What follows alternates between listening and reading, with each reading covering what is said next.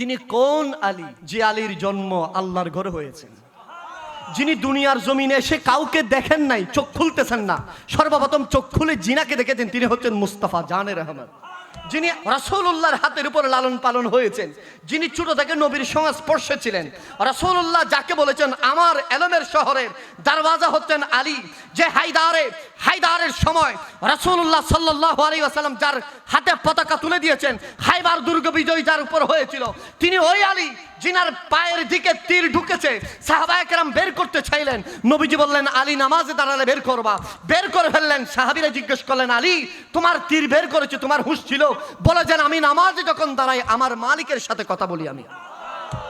তিনি ওই আলী যে আলী বলেছিলেন হ্যাঁ আমি ওই ব্যক্তি আলী, যে আলী জিবরিল পারমিশন নিয়ে নবীজির কাছে আসতে হয়, আমি ওই আলী যে আলীকে রাসূলুল্লাহ বলেছেন আলী আমার ভাই, আলী শুধু দুনিয়ায় আমার সাথে নয় জান্নাতে আমার সাথে থাকবে।